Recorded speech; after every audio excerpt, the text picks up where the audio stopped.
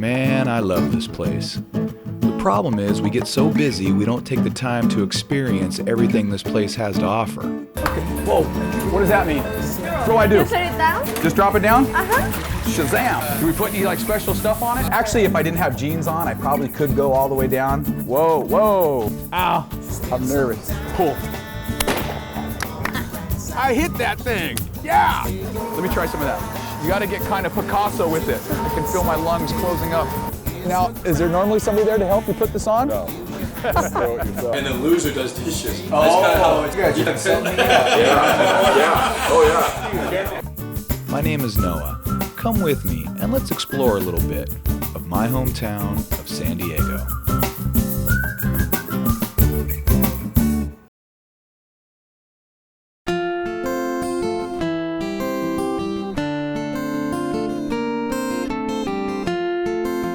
Alright, I think it's obvious. San Diego is an incredible place to be, and you know how I feel about my town. But no matter how nice a place is that you live, it's always fun to explore new areas, right? Well, being the beach guy that I am, we decided to explore Hawaii.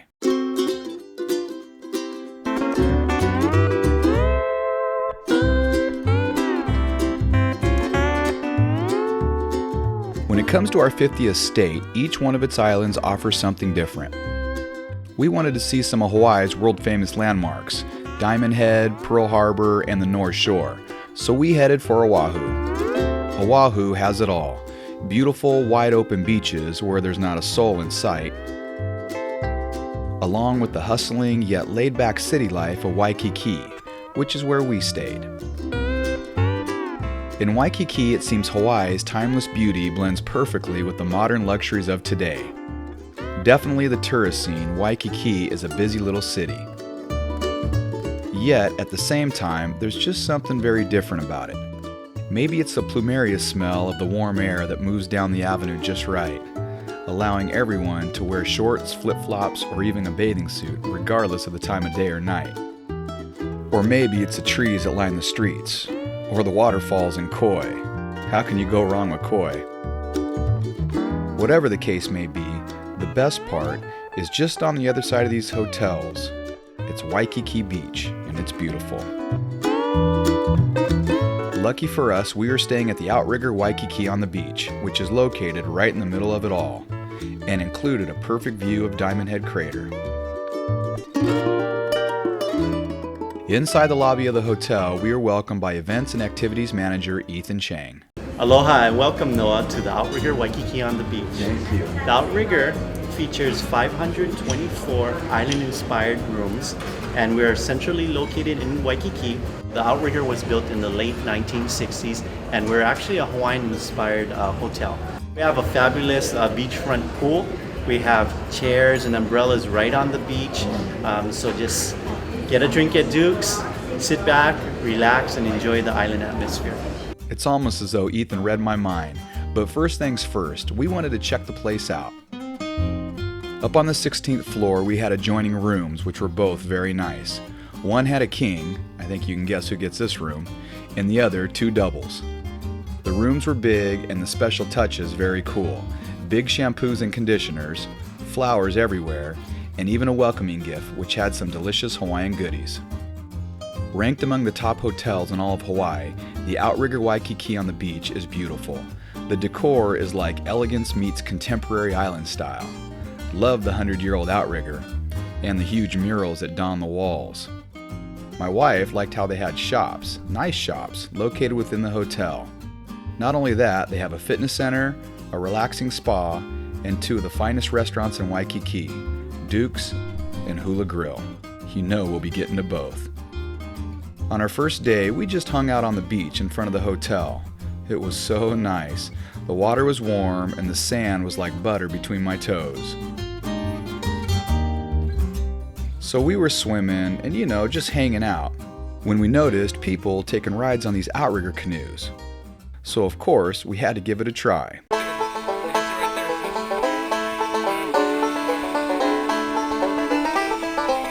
For $10 a person, you jump in, paddle out, and surf in two waves.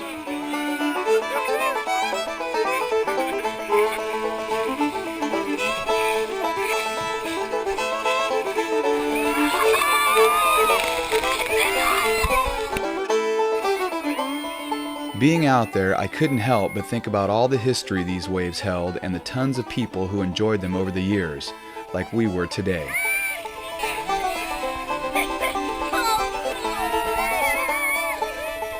As you can tell, we had a great time. The next day, we got a rental car and headed for the North Shore of Oahu. The North Shore is home to several famous beaches such as Sunset, Pipeline, and Waimea. They're famous due to the monster waves that break during the winter months. Right now it's flat, which is fine. We were more interested in getting out of the city and experiencing the area. As we left Waikiki and the city life behind, we began noticing large pineapple fields, which led us to our first stop, the Dole Pineapple Plantation. Back in the early 1900s, James Drummond Dole, also known as the Pineapple King, bought up some land and became the largest pineapple supplier in the country. The tourist attraction, known as the Dole Plantation, was established in 1950. It was in the middle of Dole's original pineapple fields.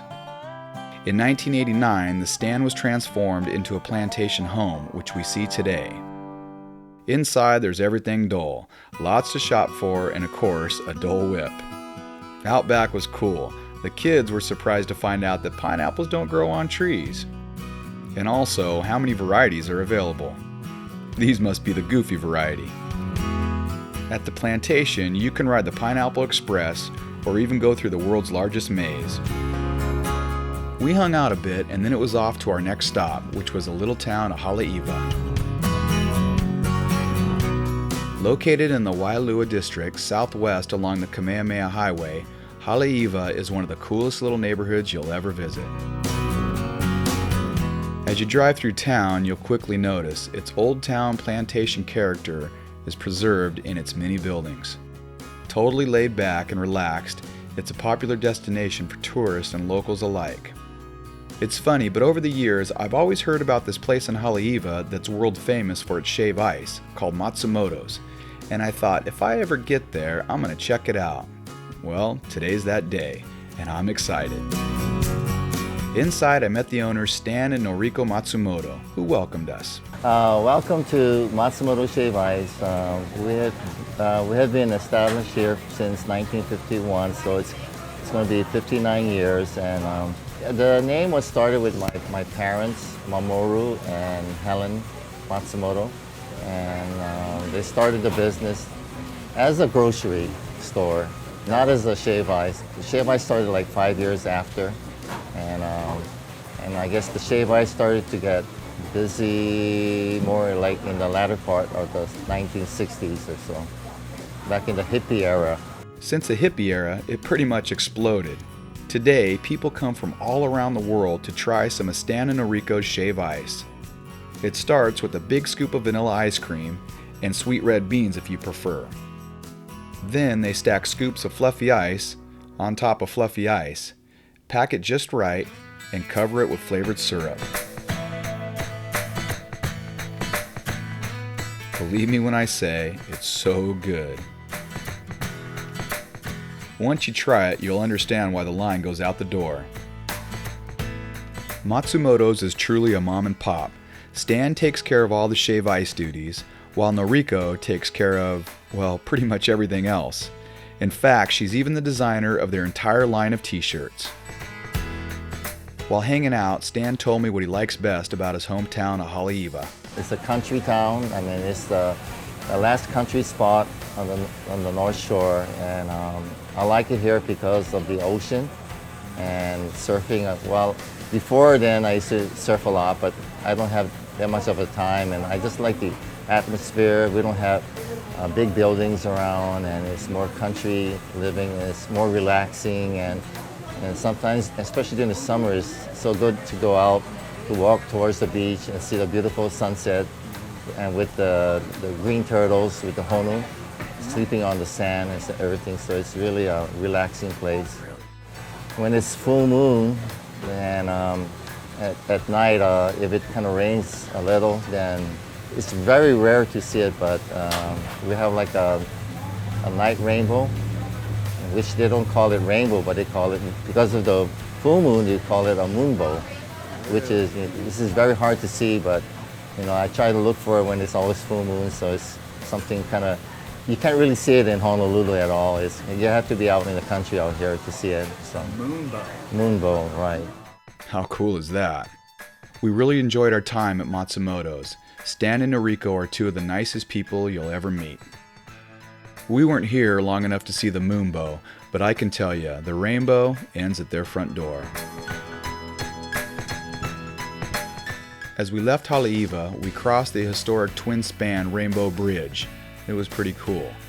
And about this time, like fish out of water getting antsy to jump in the ocean, we pulled over to a little snorkeling spot known to have turtles, called what else but Turtle Beach. Unfortunately for us, the turtles split for the day and left us with nothing but this beautiful beach and 80-degree water. Somehow we managed.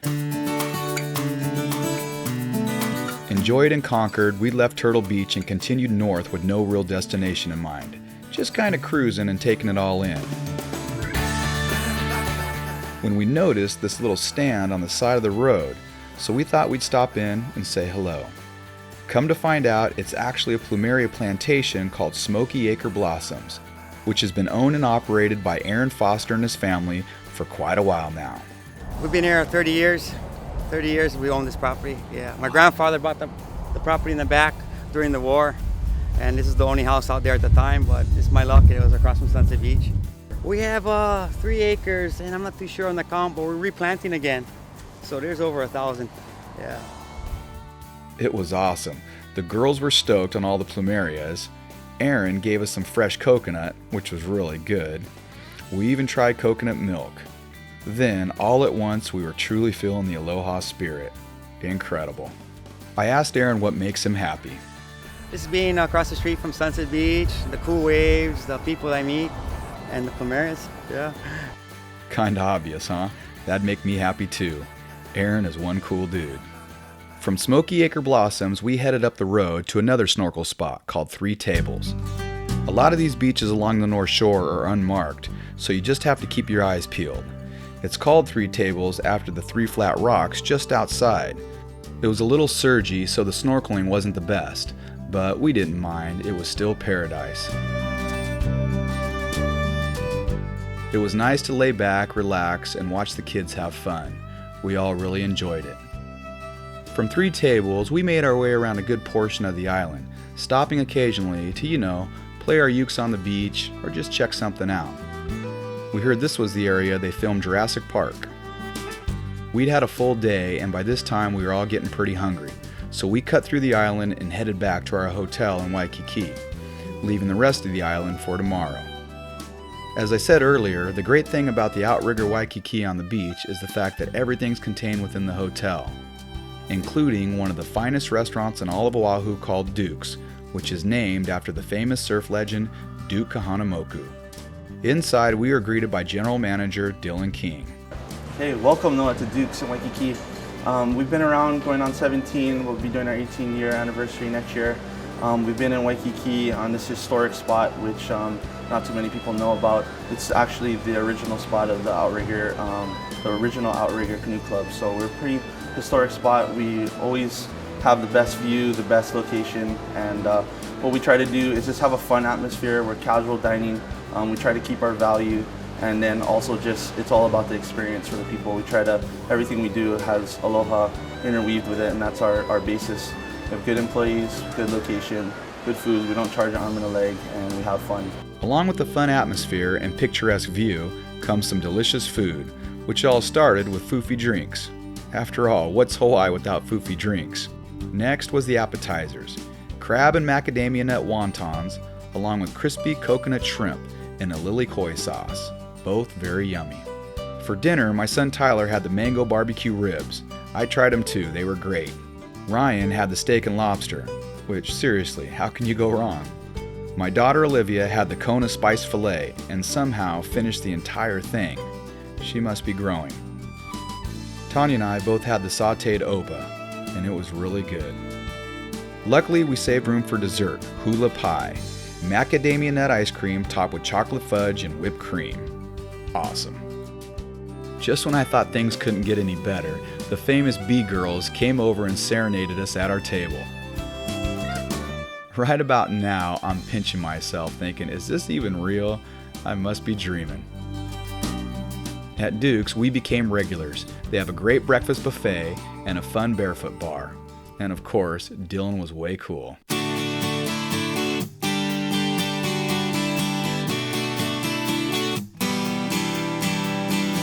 After a good night's sleep, we got up early and headed out to explore the rest of this beautiful island. We wanted to get back in the water and do some more snorkeling, so our first stop was the famous reef at Hanauma Bay. Initially a favorite fishing spot in the early 1900s, today Hanauma Bay is a protected preserve and the snorkeling spot in Oahu. After a short educational film, it was on to the reef. Both views were beautiful, the one from the top and the one from the bottom.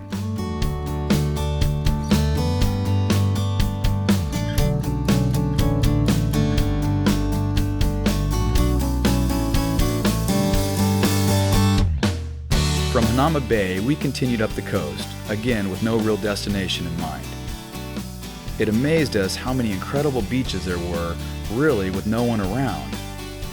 This spot my wife called Tanya's Beach. It seemed to fit.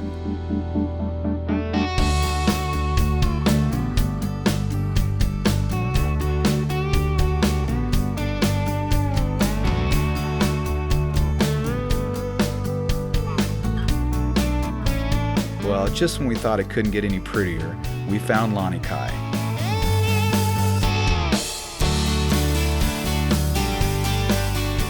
This place was postcard perfect. Known as the kayak spot, we pretty much hung out here all day and just stared. It was truly beautiful.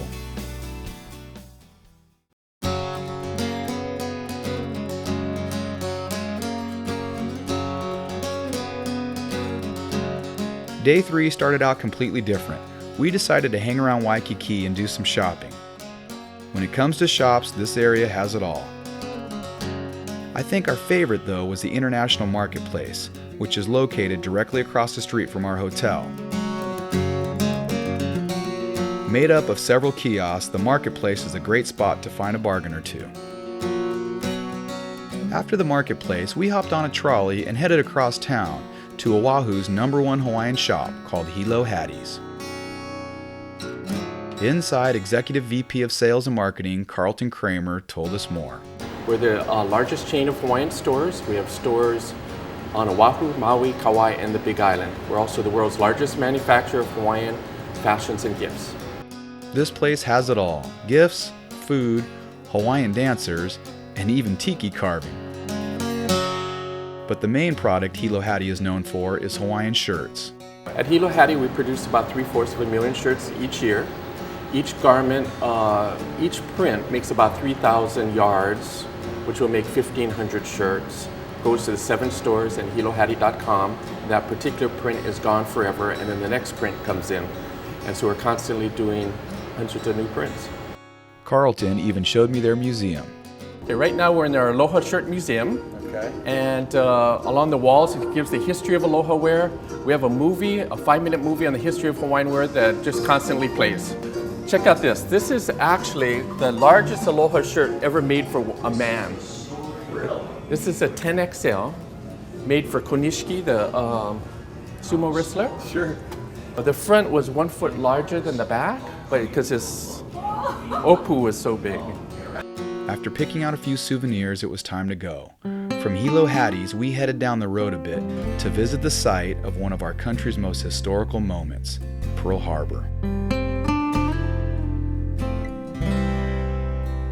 On the morning of December 7th, 1941, the Japanese surprise attack on Pearl Harbor changed our country forever, killing 2,402 personnel and wounding another 1,300. It's a time we'll never forget. Today, we have the USS Arizona Memorial, which is dedicated to all those who died and are still entombed in this ship.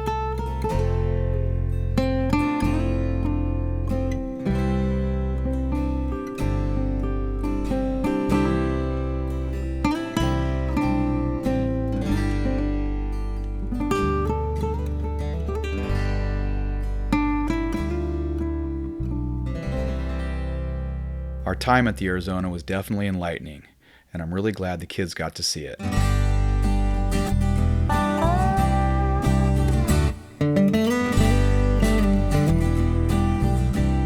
Nighttime in Waikiki is pretty cool.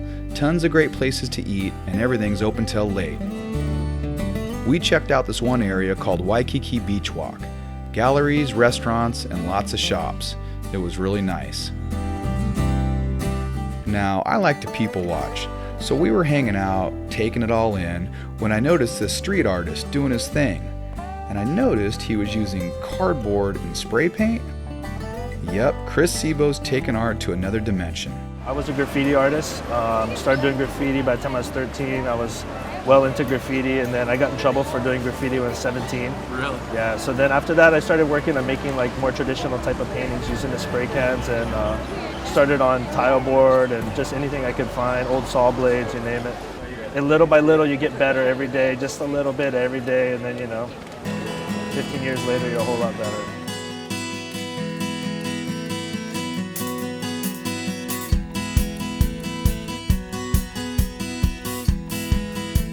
We sat back and watched, with the rest of the crowd, as Chris tore, shaded, and blended his work to create this amazing piece of art. This guy has a real talent.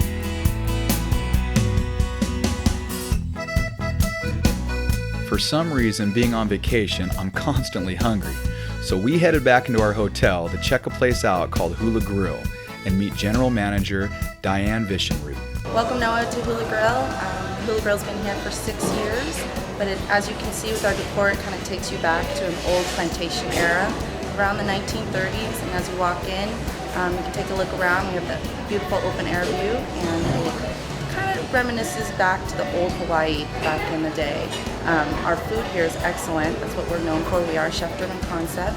We offer Hawaii regional cuisine, try to really source all the local ingredients that we can, and our fresh fish and our local produce, working with the farmers to get whatever we can that's freshest that day onto the plate of all of our guests. Well, all I can say is mission accomplished. Everything at Hula Grill was delicious. The mai, the steak, which was as big as a plate, and my choice, the lilikoi braised short ribs, marinated prawns, sautéed asparagus with Yukon Gold mashed potatoes. And let's not forget dessert. When we originally booked our hotel, they let us know that the outrigger does a vow renewal on the beach twice a week. Well, we were excited, so the next morning we got up, put on our Hilo Hattie attire, and headed to the beach. It was awesome. The service was sweet, and the time was special. Afterward, my son played his uke for us, and it was definitely a moment that made our trip. Later that evening, to celebrate, we went to Paradise Cove for a luau. After all, what's a trip to Hawaii without a luau?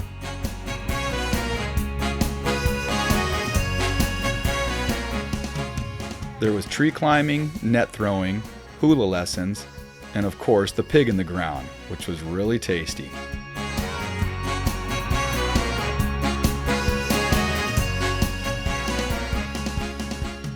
Our time here was awesome, much like our time in Oahu. The sights, the people, the entire aloha spirit. I love home, but sometimes it's really nice to get away. Hawaii is definitely for me. Hey, aloha, ia no, a Waikiki.